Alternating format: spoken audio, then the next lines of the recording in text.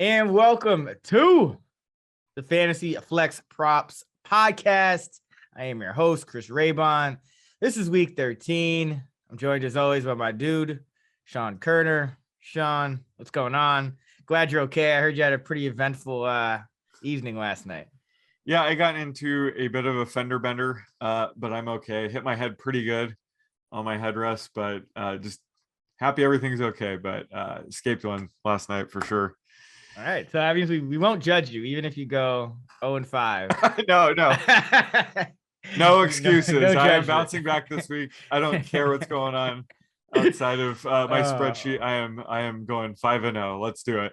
All right, let's get into it. And as always, this is the Fantasy Flex Props Podcast presented by Prize Picks. We will give our top 10 props for the week, but we'll always start with a showdown breakdown for Sunday Night Football. I will have a write-up at actionnetwork.com for the game and betting it. But let's talk about Broncos Chiefs from a DFS perspective here. Chiefs coming off the bye, Broncos coming off a big win against the Chargers. I think everyone else in that division has 6 wins except the Chiefs, who have 7. So you should have both teams motivated here. Who do you like in the captain spot? Yeah, so I mean, it always starts and ends with Tyreek Hill whenever the Chiefs are on a showdown slate. I don't think he's disappointed yet this year on a showdown slate. So clearly, he has the highest ceiling. Probably going to be very chalky. So if you want to mix it up a bit, I think Clyde Edwards-Helaire is pretty sneaky as a captain play. You can really play around with a funky game script and have a unique lineup if you have Clyde Edwards-Helaire in your captain slot. The Chiefs are 10-point favorites. They're going to be a bit more run heavy this weekend. Back in week 11, I thought Edwards-Helaire and Darrell Williams might split carries a bit, but Edwards-Helaire really dominated touches. He had 12 carries to Darrell's 5. So in a game script like this, I think it favors CEH quite a bit. We'd love to stack him with the Chiefs defense. Just, expect an ugly game where the Broncos don't score many points and the Chiefs can run it a ton. I think CEH has plenty of pass where I think if he's in the captain slot, could be a slate winner. You think the line is correct here? Because I actually think the line is just a little inflated. Yeah, no, I agree with that. But I'm just saying that the Chiefs are big favorites. I would not be surprised if they blow them out. But again, what's the Chiefs against the spread record the past calendar year? I think it's 2-13 is a favorite of more than a touchdown. But more importantly, Teddy covers is 24-5 on the road. Against this. So this is, I'm just saying for people out there, this could be a closer game than the line indicates. So I wouldn't discount the Broncos here from showing up. They've kind of done that all year. A lot of people didn't even expect them to be competitive against the Chargers last week either. But yeah, I think CEH is interesting. The thing about CEH though, I don't know, the numbers might have been deceiving because I've heard a lot of people kind of we're really happy what he did in that game against the Cowboys, but he only played 47% of the snaps. So I don't know if it was kind of a design thing where to get a lot of touches on the snaps he did get, or it was more so that just Williams did not get a lot of touches on the snaps that he got. But Clyde Edwards-Helaire's snap count was actually his second lowest of the season outside of the game that he got hurt in. So that's something to mind. He's coming off the bye, so I would assume it would jump back up, but that is something to kind of keep in mind here, given we have Andy Reid shenanigans in the backfield. And then for the Broncos, Cortland Sutton's really struggled, since Jerry Jeudy got back. So I think Jeudy is still the top guy for me in terms of their receiving core, but really I think you got to get in some Javonte and Melvin Gordon as well, because the Broncos, knowing their strategy, they're built to kind of beat the Chiefs. And one of the things is that Fangio defense with the 2 deep safeties, and the other one is being able to just run the ball all game. So I think both of their running backs here are going to get a lot of work, and the game plan is going to kind of be built around those guys. And we've seen that, even last week, if you look at the Broncos receiving numbers, no one really did anything. And yet they win the game by 2 touchdowns against the Chargers. So I think Williams and Gordon are going to get some. I'm going to have some of those guys too. But yeah, it's hard to go away from Tyreek Hill as the top guy. And Kelsey is, I think he's obviously in that conversation, but the Broncos I believe, yeah, they're 11th in DVOA against tight ends, and their adjusted receiving yards per game is 40.9, which is also in the top 8 for defenses. So, they haven't been as vulnerable to the tight end position. They are number 29 in DVOA against number 1 wide receivers. What about cheat codes? Yeah, so you mentioned Javonte Williams. I think he's always a great play, but especially with Melvin Gordon, he's iffy for this game. He's going to miss practice today. It's Thursday, so he might not suit up. So if he's out, Javonte is going to be such a no-brainer that I might pivot some lineups to Mike Boone. Yeah. I wouldn't be surprised if he gets 5 to 10 touches.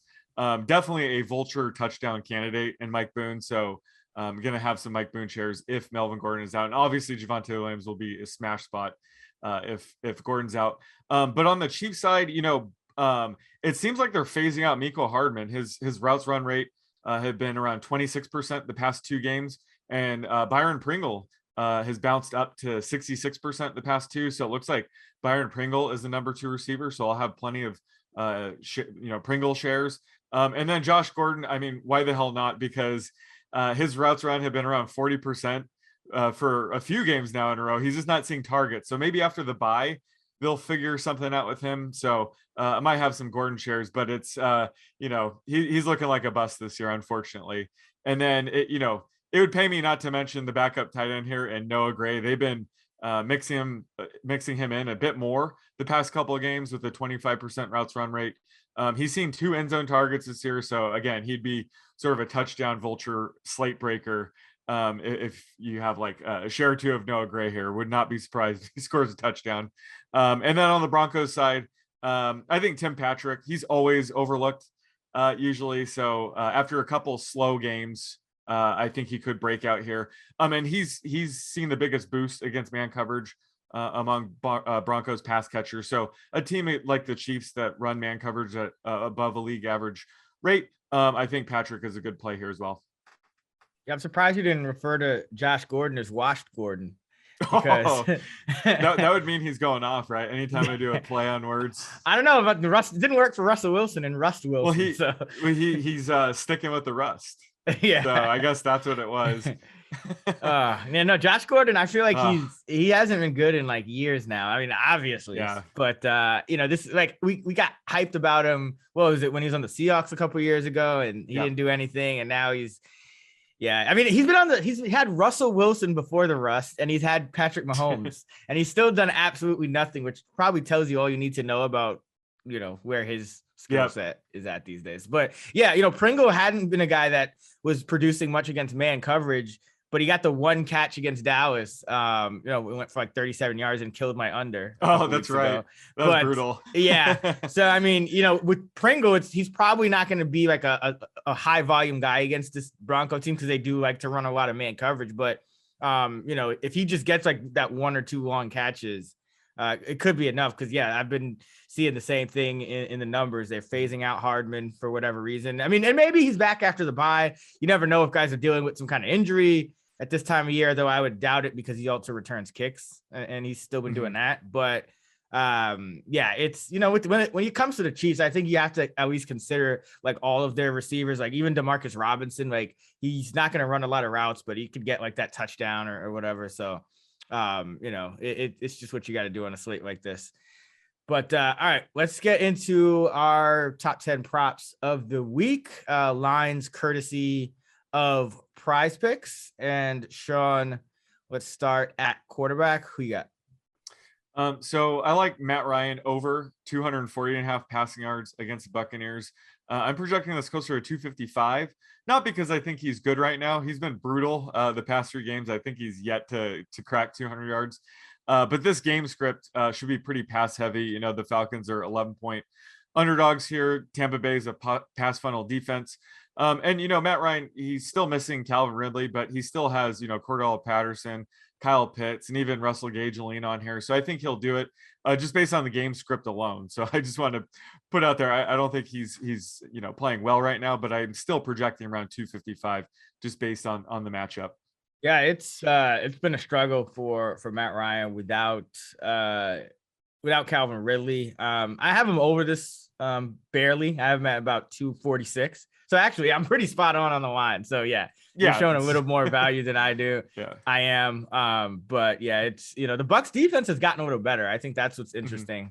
We kind of ragged on them earlier in the year, but they are up to 8th in pass defense DVOA. But I do think the Bucs are going to put up a big number on offense, which that's usually the determining factor in a lot of these passing props. All right, for my quarterback prop, I am going with Justin Herbert over 279.5 passing yards against the Cincinnati Bengals at Prize Picks. Herbert has gone over this number in 7 of his 11 games.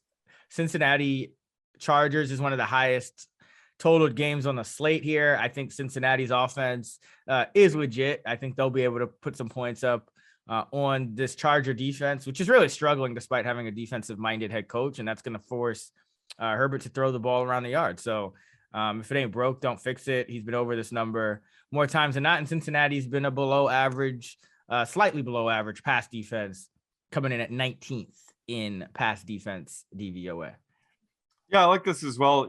He seems like he has a really high floor right now. Last week, he struggled. He threw some really erratic passes. One of those interceptions was really bad, but that kind of helps to this over. We want to keep seeing him be aggressive, push the ball down the field. So yeah, I'm projecting him closer to 285.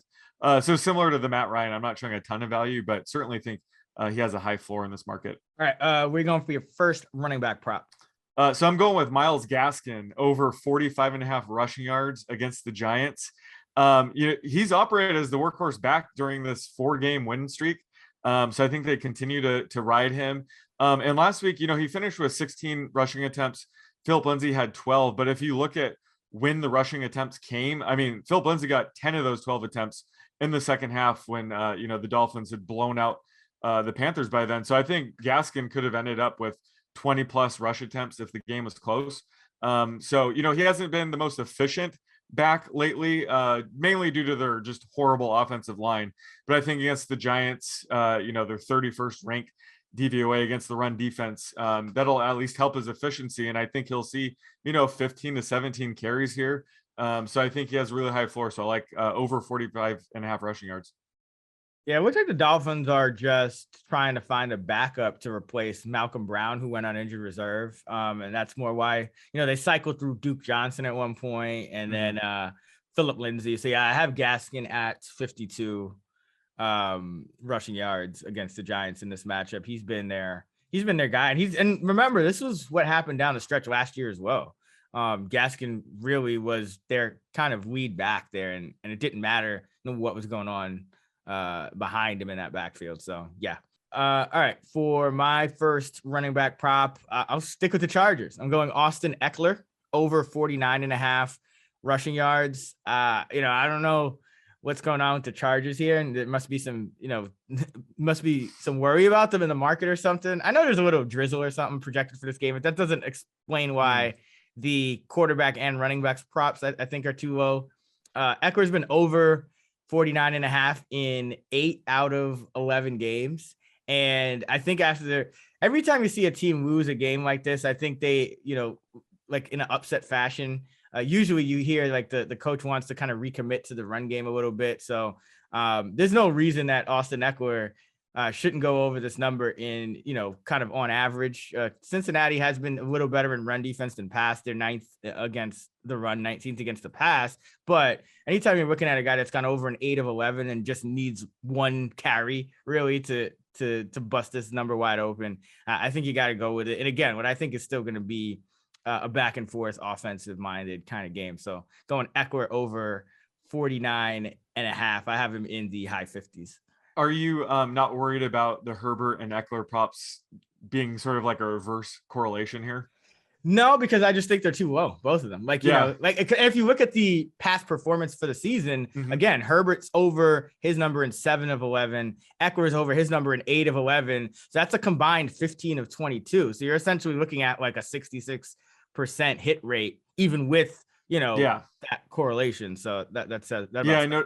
Yeah, I noticed that too. Week 6 and week 10 are the weeks where Herbert threw for less than 200 yards, and Eckler was also under his numbers as well. So I feel like Eckler kind of thrives when Herbert does well, which makes sense. But yeah, it's usually you don't want to stack, passing yards and rushing yards on the same team. But I think these two, just looking at the game log, they certainly correlate in the right direction here. Well, it's, the Chargers, the issue has been, offensive consistency, right? Like Herbert bails them out on a lot of third downs. So if Herbert's going to keep them on the field, they'll get another fresh set of downs, and Eckler's getting at least one more carry every time that happens. So because he's really taken over that backfield too. Like, remember at one point in his career, everyone was like, is he a true 3-down back? And then everyone saw him doing the one-arm pull-ups, and they're like, oh yeah, okay, he is. He's strong. So he should be fine. But yeah, I think both of these are plus EV. Sean, where are you going with your second running back prop? So I'm going the other side on this game. I think this correlates well with your two picks. But Joe Mixon over 11.5 receiving yards. I expect Mixon to have a huge day on the ground as well. This Chargers defense is definitely a run funnel one. They pretty much invite the run, but I like the over on his receiving yards as well. I think it's sneaky because while he hasn't gone over this number in the past 2 games, it's because they blew out both teams. So this game should be close. From the sound of it, you might be on the Chargers plus 3.5 here, but I think it's going to be close. And he ran a season high 64% routes run rate last week. Had 4 catches for -2 yards, so that was kind of fluky. But he's seen 4+ targets in 3 of the past 4 games. So and his receiving prop, his receptions prop is 2.5, and I think he can go over this pretty easily with 2 catches. So the market just doesn't line up here. I think this should be closer to 15.5. And a market like this, 4 yards is massive. Each yard is probably worth 6% in EV. So I just think this is 4 or 5 yards too low. Yeah, I have it about 15. So I have it a couple yards over as well. I think the reason the market is pretty low on him is the Chargers are allowing the 3rd fewest schedule adjusted receiving yards to backs, according to Football Outsiders, just 28.2. So they've been one of the harder teams to throw on, or at least, I don't know how. I shouldn't say harder teams to throw on, harder teams to get yardage out of the backfield on for whatever reason. So, but they're 11th in DVOA, so it doesn't quite line up, with the efficiency. It's more middle of the road in terms of the efficiency. So yeah, I haven't projected over as well, and it should be an offensive kind of game. Yeah, I mean, I'm looking at their game log. When they face running backs that can catch out of the backfield, they typically allow league average. They face the Ravens and the Eagles, and the Eagles decided to run the ball 50 times a game. So I think that might be suppressing their overall stats. But it seems like Javonte Williams went off last week catching the ball. So I think I wouldn't worry about it here. This is more of just picking on the number because 11.5 is too low here. Yeah, and the Bengals receiving back Chris Evans, I know he popped up on the injury report. I don't know if he's going to play this week. I don't think he was practicing Wednesday. For my second running back prop, I'm going with Jonathan Taylor. Over 100.5 rushing yards.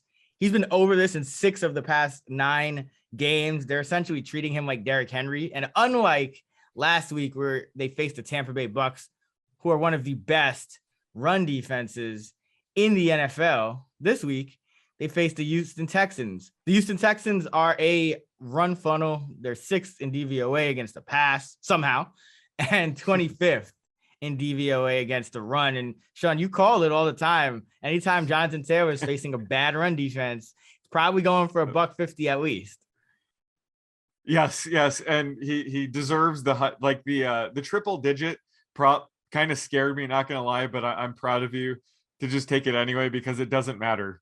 Right. I would not be surprised if he finishes with well over 150 here against the Texans. Well, I just go by my numbers, and usually I'm kind of incorporating regression to the mean and whatnot. So a lot of times it's just hard to get to those extremes. But my model has Jonathan Taylor projected for 21 carries for 115 yards. So I'm well over this number. I was going to ask, I'm 20.5 carries, so just 1/2 lower than you.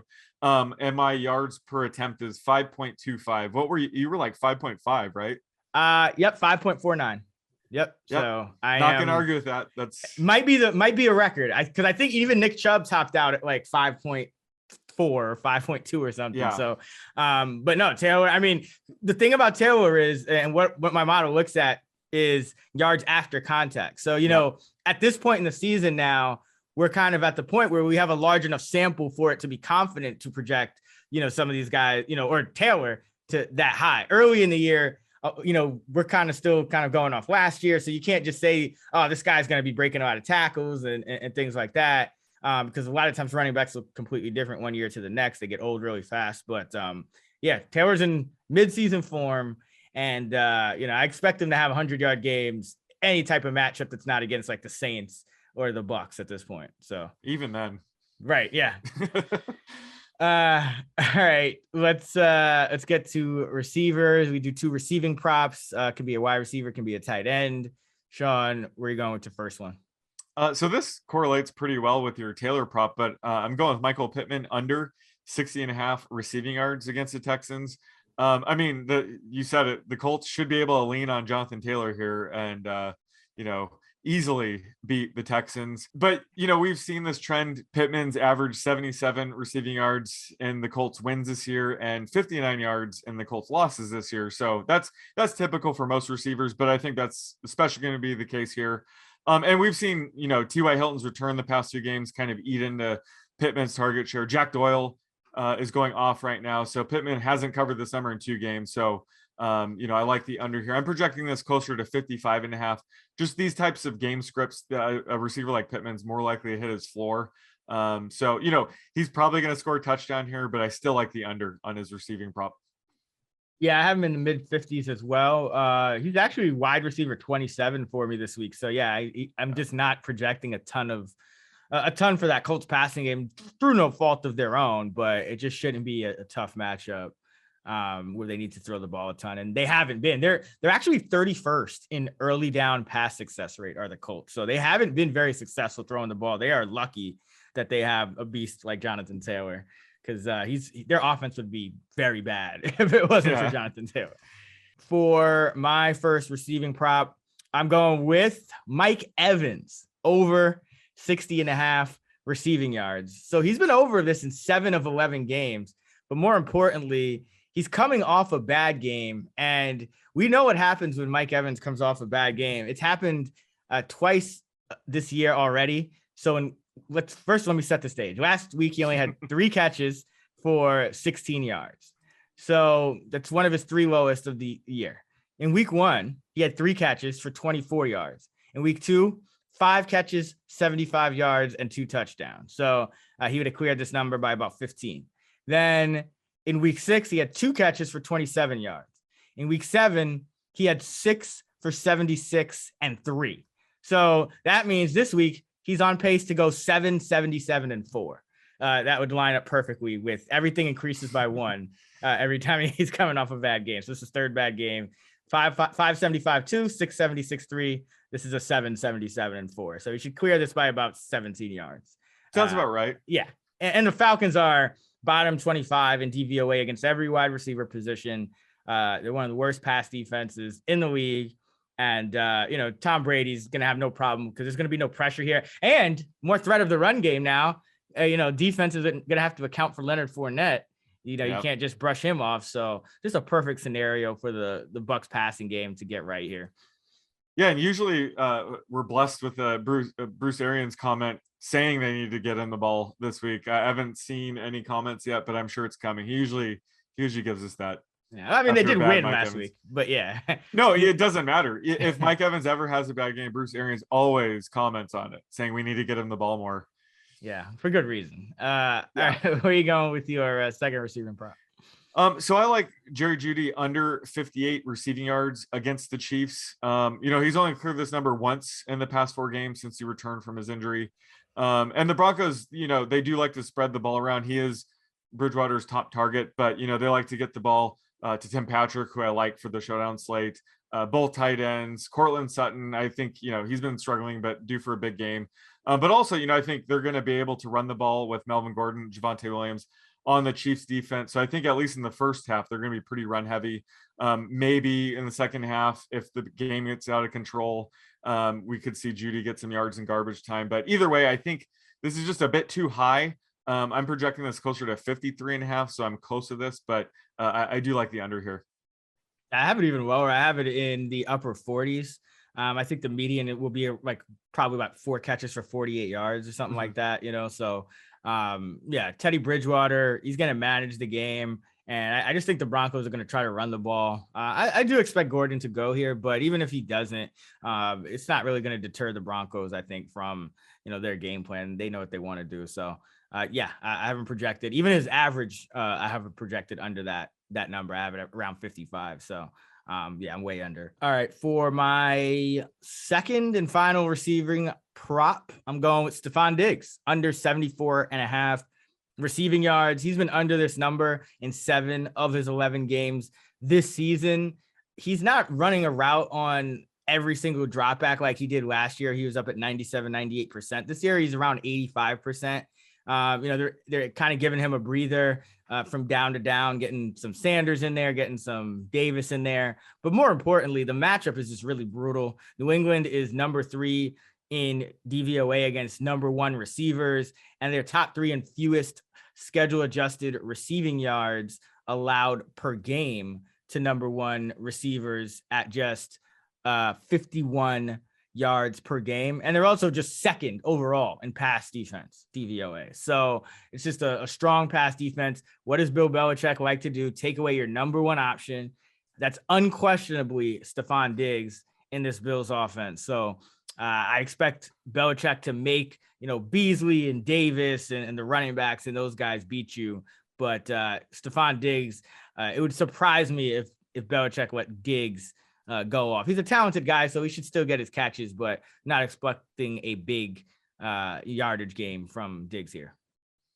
Yeah, I'm with you here. And, this is coming from somebody, I feel like every Tuesday when we go over initial rankings, I have Diggs in my top 5, and you have somebody fresh and exciting like a Jamar Chase or Deebo Samuel. But even I, Mr. Overrating Stephon Diggs every week, have this around 65.5. So I'm way under this, and I love Diggs. So there's still a ton of value on this under. Yeah, and I don't think like you're overrating Diggs. Like, he's a great player, and I have the number right at the same spot, but it's just more that for whatever reason his routes are just down this year. And he's been like a high floor guy in most of his games. Like, it's not like he's like disappointed or something. Like, he's still getting his 10-15 fantasy points, but it's just you have to exercise a little more caution. His yards per catch is down a little bit this year as well. That whole Bills offense just not quite as not humming as much as it was in 2020. So Diggs's yards per game down from 96 last year to 77 this year. His yards per catch, I said yards per catch, I meant yards per game. His yards per catch is around in the 12, so it's in the same, but his yards per game is down. His catches per game are down almost 2. So it's been interesting.